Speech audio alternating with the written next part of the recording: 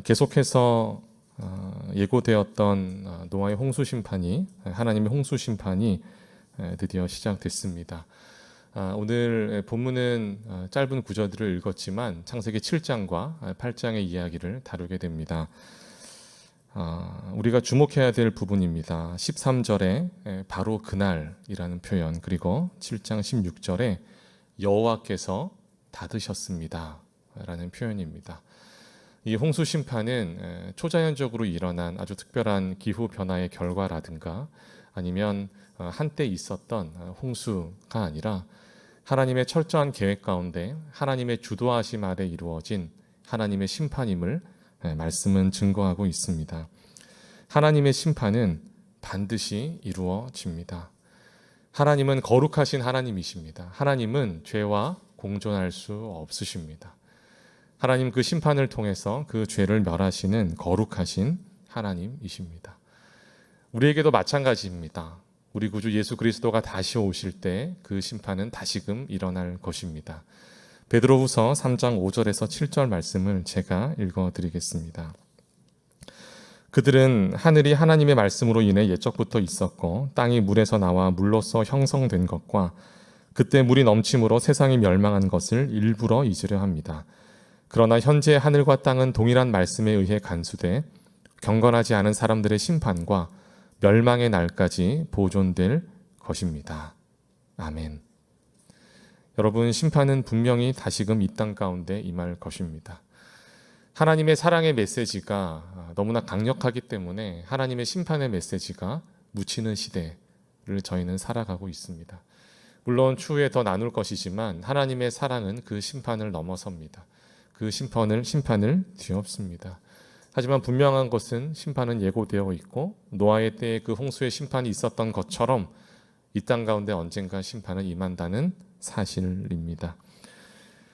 우리도 사실 그 심판의 대상 중에 하나이고 하나님 앞에 아무것도 내세울 것이 없는 죄인이죠. 우리는 어떻게 구원을 받았습니까? 우리는 무슨 자격으로 이곳에서 예배할 수 있습니까? 로마서 3장 10절에 하나님 분명히 말씀하셨습니다. 기록되기를 의인은 없으니 하나도 없다. 그런데 자신이 의인이 아닌 것조차 깨닫지 못하고 그 와중에 하나님을 찾는 이들도 없다라고 말입니다. 우리가 구원받을 수 있는 것은 함께 하나님 앞에 예배할 수 있는 이유는 전적으로 하나님의 은혜, 하나님의 선물인 것이죠. 에베소서 2장 8절 말씀을 저희가 같이 읽겠습니다. 시작. 여러분은 은혜로 인하여 믿음으로 구원받았습니다. 이것은 여러분에게서 나온 것이 아니요 하나님의 선물입니다. 아멘. 하나님의 그 선물에 감사하며 살아가고 계신지요? 그 은혜에 감사하며 하나님을 영화롭게 하고 계신지요? 저는 참 은혜에 있어서 기억력이 짧은 사람인 것 같습니다. 하나님께서 큰 어떤 역사를 베풀어서 간증거리로 삼을 만한 일들이 있을 때는 또 하나님 앞에 나아가고 감사하고 또 그렇게 되지만 하나님께서 베푸시는 그 일상의 은혜는 잘 까먹고 하나님이 계시지 않은 것처럼 살아갈 때도 있는 것이 저의 일상이 아닌가 돌아보게 됩니다. 빌립보서 2장 12절에 이렇게 나와 있습니다. 같이 읽어볼까요? 시작. 그러므로 내 사랑하는 사람들이여, 여러분이 항상 순종했던 것처럼 내가 여러분과 함께 있을 때뿐 아니라 지금 내가 없을 때도 두렵고 떨리는 마음으로 여러분의 구원을 이루십시오. 아멘.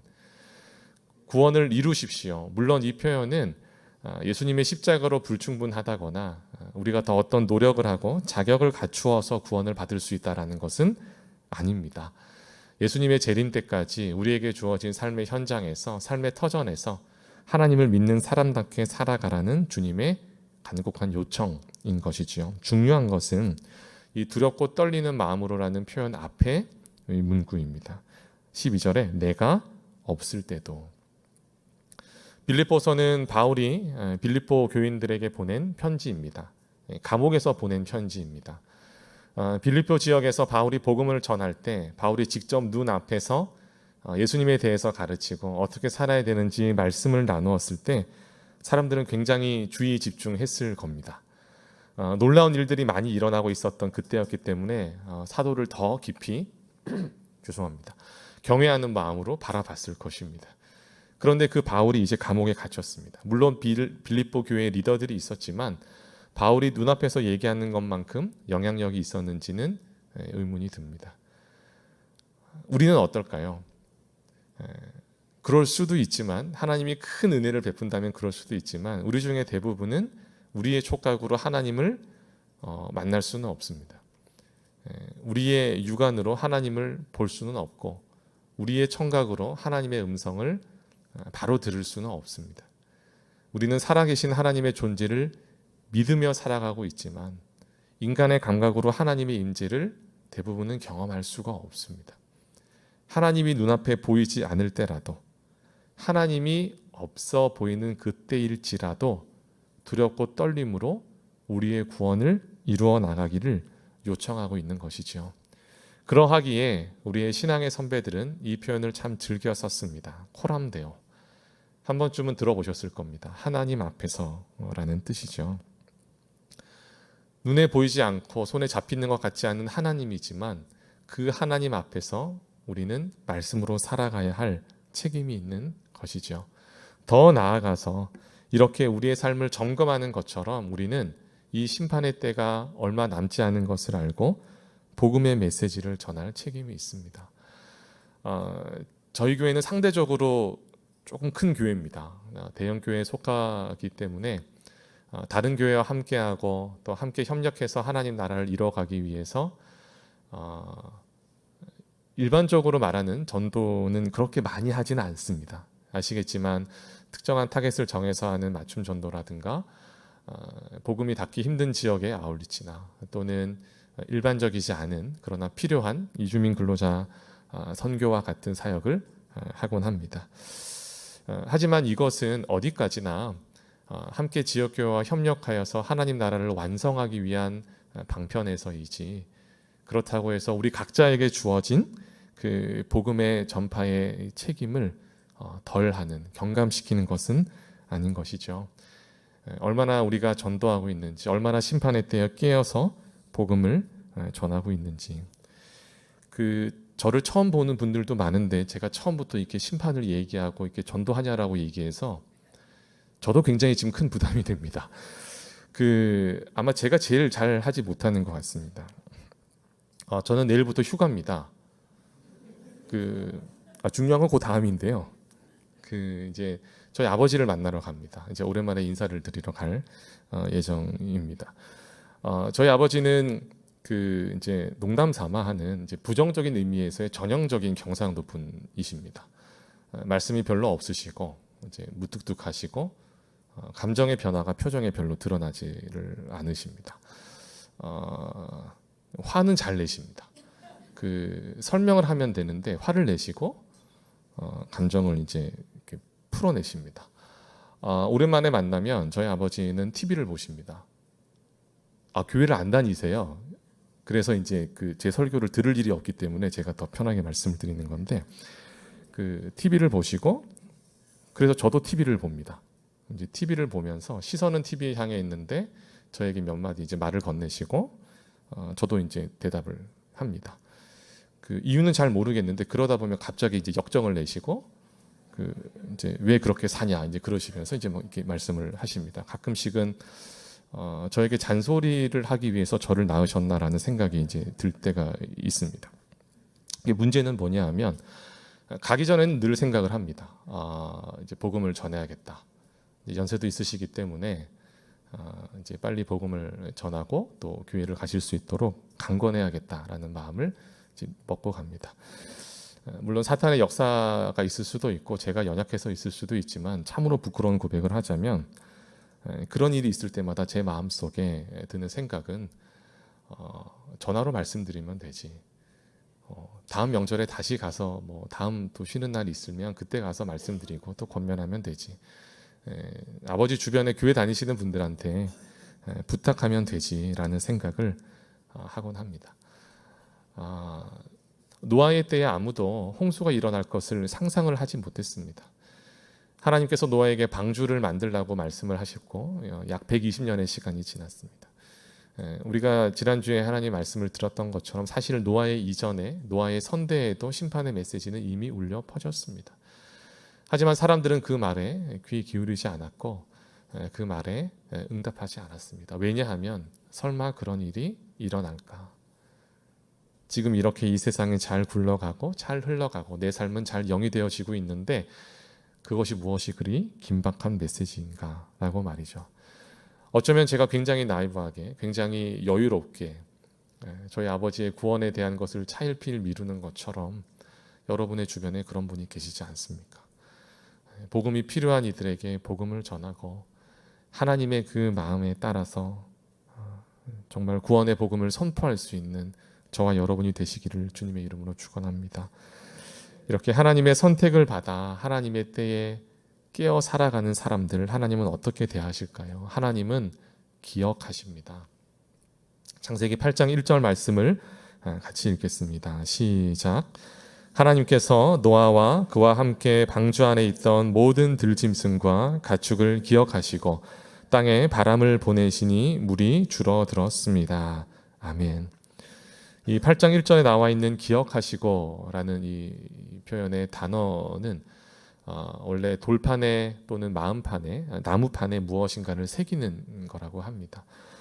그러니까 하나님께서 노아와 이 방주 안에 있던 이 들짐승과 가축을 기억하신다라는 것이 마치 어떤 스케줄에 따라서 이때 물이 찼으니 이맘때쯤 꺼내야겠다, 이런 차원에서의 기억한다는 것이 아니라 계속해서 노아와 그 가족들 그리고 들짐승과 가축을 이 마음판에 새기듯이 계속해서 생각하시고 기억하셨다, 한시도 잊지 않으셨다라는 것이죠. 우리가 생각하는 노아의 홍수 사건, 굉장히 격동치는 비바람이 있는 이러한 사건들은 잘 아시겠지만 40여일에 불과합니다. 그런데 노아가 방주에 타고 방주에서 내리는 때까지 걸린 시간은 약 1년의 시간이 걸렸습니다. 비가 멈추고 물이 잦아들기까지 150여일, 그리고 또 물이 다 말랐는 것 같은데 하나님이 노아에게 이제 나와라 라고 하신 것은 약 50여일이 더 지나서였습니다. 저희는 일종의 전지적 시점이죠. 전지적 작가 시점입니다. 어떤 일이 일어났었고 앞으로도 어떻게 될지를 아는 입장에서 이 노아의 사건을 바라봅니다. 하지만 방주 안에 갇혀 있었던 노아는 어떤 기분이었을까요? 방주에는 창문이 없습니다. 위로 올라가서야 이제 볼 수 있습니다. 답답하지 않았을까요? 그 여름에 아울리치를 갈 때, 해외로 갈 때 비행기를 탑니다. 뭐 이렇게 사람마다 다를 수 있겠지만 저는 주로 잠을 자는 편인데 보통은 이제 뭐 영화 한 편도 보죠. 그리고 흔치 않지만 책을 읽는 경우도 있습니다. 그리고 이제 잠을 자기도 하고, 그러고 일어나서 대부분은 먼저 드는 생각이 언제 도착하나입니다. 언제 도착할지를 알지만 이제 그 앞좌석의 스크린을 이제 누르게 됩니다. 이 비행기가 언제 도착하는지, 비행기가 어디쯤 날아가고 있는지를 확인하게 되죠. 상황을 알고 있는 저희도 그러한데 그 어두컴컴한 방주 안에서 1년여의 시간을 보냈던, 언제 나갈지 모르는 그때를 보냈던 노아의 마음은 어떠했을까요? 문을 열어서 까마귀를 보내봅니다. 나갔다가 돌아오지도 않습니다. 비둘기도 보내봅니다. 여러 차례 보내는데 딱히 내려갈 만한 어떤 그런 증거나 하나님의 어떤 강렬한 음성을 갖고 오진 않았습니다. 시간이 지나고 드디어 하나님께서 말씀하시자 그때 땅 위로 다시 돌아올 수 있었습니다. 때로는 하나님께서 우리를 기억하시는지, 하나님께서 우리를 생각하시는지, 하나님께서 우리의 삶을 정말로 인도하고 계시는지 의문이 들 때가 있습니다. 오죽하면 오스기네스라는 사람이 회의하는 용기라는 책을 썼겠습니까? 하나님을 믿고 하나님을 사랑하고 하나님의 인도하심을 따라가는 삶이라고 하지만 그 가운데서도 과연 하나님이 내 삶을 정말로 인도하고 계신지, 하나님이 나를 정말 사랑하고 계신지 의문이 들 때가 있지 않으십니까? 하지만 분명히 하나님은 살아계신 우리의 하나님이십니다. 하나님은 우리를 먹이시고, 하나님은 우리를 돌보시고, 하나님은 우리를 입히십니다. 우리가 알지 못하는 때라도. 누가복음 12장 6절 7절에 보면 우리가 잘 아는 비유가 나와 있습니다. 참새 5마리가 이 아사리온에 팔리지 않느냐. 하나님은 참새 한 마리도 잊지 않으신다. 머리카락까지 다 세시는 분이다. 두려워하지 마라. 우리나라 돈으로 계산을 해보면 이 참새 5마리가 이 아사리온인데 한 마리가 약 400원에서 500원입니다. 생명을 돈으로 환산할 수는 없죠. 이제 그렇지만 시장에서 거래되는 500원에 거래되는 참새 한 마리조차 하나님이 아신다라는 겁니다. 그 하나님이 우리의 하나님이시고 우리의 머리카락까지 다 세신 하나님이시라는 겁니다. 그래서 이렇게 말씀하셨죠. 12장 7절에 너희는 많은 참새들보다 더 귀한 존재다. 아울리치를 가서 선교사님들의 이야기를 들을 때마다 드는 생각이 있습니다. 어떻게 저런 상황에서 계속 사역을 지속할 수 있을까? 계속 섬기실 수 있을까? 그런데 늘 그렇지만 가서 더 은혜를 받는 게 사실 이제 가는 사람들이 더 은혜를 받게 되잖아요. 선교사님들께서 늘 말씀을 하십니다. 보이지 않지만 하나님의 살아계심을 믿는다. 살아계신 하나님의 인도하심을 믿는다. 설교를 준비하면서 예전 하용조 목사님의 그 창세기 8장 설교를 다시 들었습니다. 제가 좀 고민을 했습니다. 그냥 이 영상을 다 같이 보는 게 낫지 않을까라는 생각을 했는데 하용조 목사님께서 정말 잘 정리를 해주셨습니다.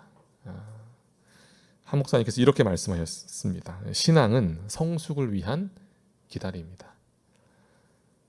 우리가 조급할 수 있고 우리가 보기에 최선의 때인 것 같지만 하나님의 때가 따로 있는 것이고 우리가 보기에 느리고 지척이 없는 것 같지만 하나님의 시간표에 맞춰서 최적의 때에 하나님은 우리를 하나님의 시간표대로 인도하고 계시다는 사실인 것이죠. 그래서 우리는 수고할 수 있습니다. 고린도전서 15장 58절 말씀을 같이 읽겠습니다. 시작. 그러므로 내 사랑하는 형제들이여 굳게 서서 흔들리지 마십시오. 여러분의 수고가 주 안에서 헛되지 않음을 알고 항상 주의 일에 더욱 힘쓰는 사람들이 되십시오. 아멘. 교역자로 교회에 허입이 되고 이제 그 1, 2년 차 때 동료 교역자들과 이제 그 우스갯소리로 나누었던 이야기가 있습니다. 코로나 전에 저희 교회가 한창 많은 행사를 할 때였는데 교회에 와서 성경을 펴고 접는 것보다 본당 의자 펴고 접는 일이 더 많은 것 같다. 성경을 읽는 것보다 원탁 의자 까는 일이 더 많은 것 같다라는 이야기를 한 적이 있습니다. 세상에서는 그 일의 귀천을 따집니다. 때로는 더 나아가서 그 일의 성격에 따라 그 사람을 평가하곤 합니다. 하지만 하나님은 절대 그렇게 우리를 평가하지 않으십니다. 하나님은 우리를 아끼시고 우리의 기다림의 시간 가운데 하나님의 일들을 통하여 우리를 성숙시키는 하나님이십니다. 우리를 부르신 분이 주님이신 줄 알고 그 주님의 부르심에 합당하게 우리가 섬기기만 한다면 하나님의 때에 하나님은 우리를 장성한 분량으로 인도해 가십니다. 때로는 부질없는 것처럼 여겨질 때가 있고 때로는 다른 사람들의 평가에 휘둘릴 때가 있습니다. 그래서 바울이 이렇게 표현했겠죠. 굳게 서서 흔들리지 마십시오. 이 말의 전제는 무엇입니까? 흔들릴 수 있다라는 것이죠. 연약할 수 있다라는 겁니다. 하지만 중요한 것은 그것을 하나님이 아신다라는 겁니다. 주 안에서 헛되지 않다. 그 수고를 내가 알고 있다. 더욱 힘써라. 하나님을 앙망함으로 끝까지 주님의 소명을 이뤄가실 수 있기를 주님의 이름으로 축복합니다. 그렇게 열심을 낼 수 있는 이유, 하나님의 놀라운 사랑이 있기 때문입니다. 오늘 메시지의 제목이기도 한데요. 심판 너머에 계신 구원자 하나님이십니다.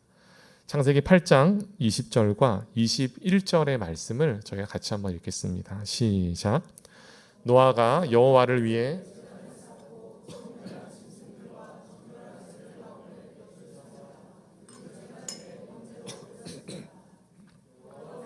그 좋은 향기를 맡으시고 마음속으로 말씀하셨습니다.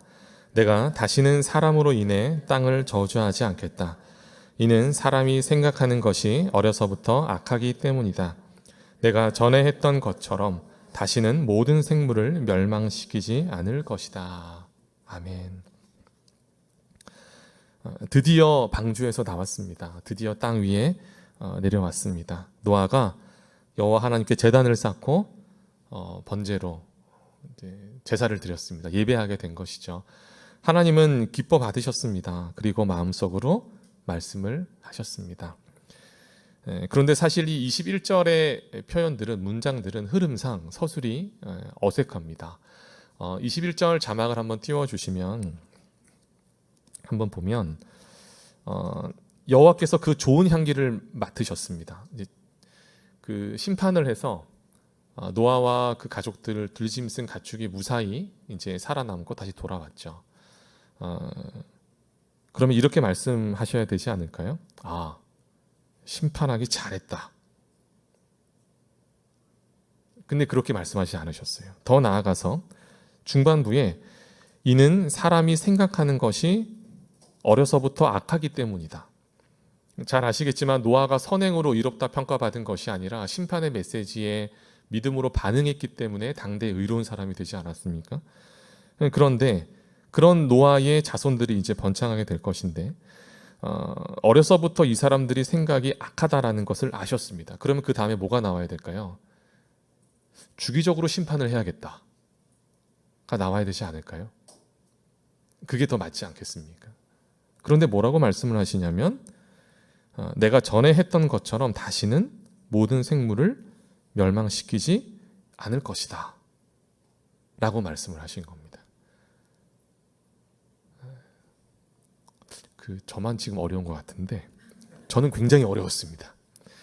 이 8장 22절을 풀 수 있는 시작점은 무엇이냐면, 전제는 무엇이냐면, 자막을 내려주셔도 됩니다. 전제는 무엇이냐면 하나님의 사랑입니다. 그리고 하나님의 공의로우심입니다. 하나님은 선함 그 자체이십니다. 하나님은 사랑 그 자체이십니다. 그런데 인간은, 상대방은 악하디 악한 존재입니다. 어려서부터 악한 존재입니다. 생각하는 것이, 행동하는 것이 정말 악한 존재입니다. 그런데 문제는 이 존재를 하나님이 너무나 사랑하신다는 겁니다. 그냥 두실 수가 없다라는 겁니다. 어떻게 해서든지 간에 이 존재를 살리고 싶으신 겁니다. 당신께서 만드신 그 존재를 품고 관계 맺고 함께 사랑을 나누고 싶으신 겁니다. 그 첫 번째 방법이 무엇이냐면 심판이었는데, 심판으로 사람이 바뀌는가? 그렇지 않죠. 여러분, 누구를 벌 주어서 그 사람이 바뀔까요? 심판을 해서 바뀔까요? 아니요. 그 위력에 압도당할 수는 있지만 그 마음으로 굴복하진 않습니다. 심판을 받을 때는 순종하지 않습니다. 그냥 벌을 받는 것으로 끝나는 것이죠. 그 사람을 새롭게 하는 것, 그 사람의 마음을 돌이키는 것, 그것은 사랑입니다. 그런데 그렇다고 해서 공의의 하나님이시기 때문에 그 심판을 스킵할 수는 없습니다. 그 심판을 면하게 할 수는 없습니다. 분명히 그 악에 대한 죄가는 치르게 해야 됩니다. 그래서 하나님이 준비하신 것이 무엇이냐면 예수 그리스도의 십자가입니다. 어려서부터 악하기만 한 존재인 그 사람들의 죄악을 예수 그리스도 성자 하나님께 맡기신 겁니다. 사랑하시되 끝까지 사랑하셔서 성자 하나님의 십자가로 말미암아 성자 하나님의 그 목숨값으로 우리의 죄값을 치르신 겁니다. 요한복음 19장 30절입니다. 제가 읽겠습니다. 예수께서 신포도주를 받으시고 말씀하셨습니다. 다 이루었다. 그리고 예수께서는 머리를 떨구시고 숨을 거두셨습니다. 다 이루었다. 이것은 단순히 예수님이라는 한 존재가, 한 인간이 기독교라는 종교를 창시하고 그 교리를 만들고 다른 사람들이 보는 앞에서 인간적인 헌신을 하는 것으로, 어떤 쇼를 하는 것으로 끝나는 것이 아니라 더 범위를 좁혀서 어떤 신약시대 때 일어난 하나님의 어떠한 사건이 아니라 이미 창세기 8장에서부터 예표되어 있던 아담과 하와와 가죽옷으로부터 시작된 피 흘리는 하나님의 죄값을 치르는 구속 사역의 증거로서 우리에게 보여지고 있는 겁니다. 심판의 대상으로서 죽어 마땅한 우리를 대신하여서 예수 그리스도께서 그 값을 치르신 것이죠. 온 땅이 멸절되어야 되고 죽어 마땅한 그 값을 성자 하나님께서 치르신 것입니다. 낭만적이지도 않았고 평온하지도 않았고 기계적으로 교리에 따라서 누군가가 죄값을 치르면 다른 사람들이 살아날 수 있다는 기계적인 종교적 논리도 아니었습니다. 엘리 엘리 라마 사박다니 어찌하여 나를 버리시나이까.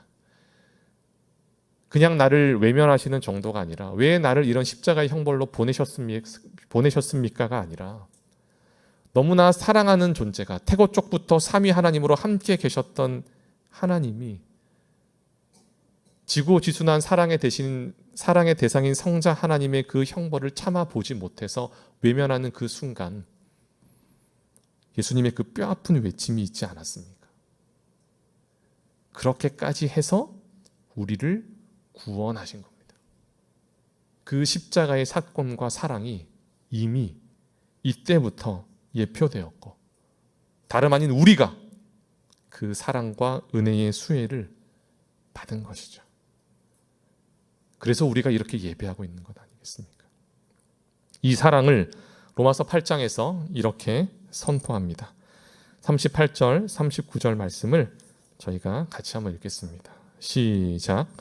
나는 확신합니다.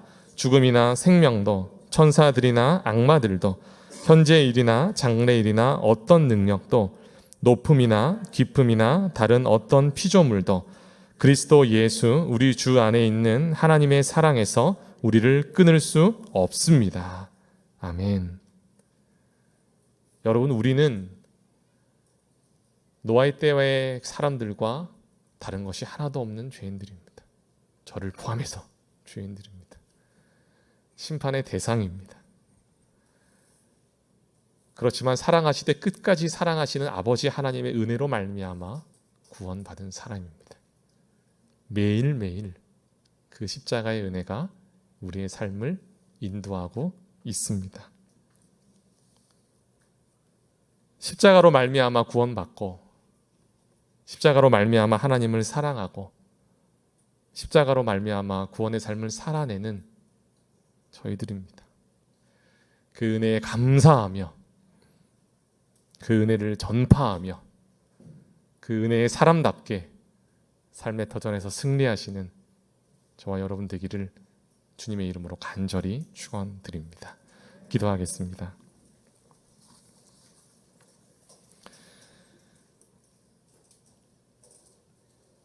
거룩하신 아버지 하나님, 놀라운 하나님의 은혜를 선포하며 나아갑니다. 심판받아 마땅한 저희들 십자가의 은혜로 구원하여 주셨사오니 늘 그 은혜에 감사하며 하나님을 영화롭게 하는 삶을 살아낼 수 있도록 주님 진정한 복을 더하여 주시옵소서. 우리의 기대와 기도를 뛰어넘어 역사하실 하나님 감사합니다. 찬양합니다. 예수 그리스도의 이름으로 기도드립니다. 아멘.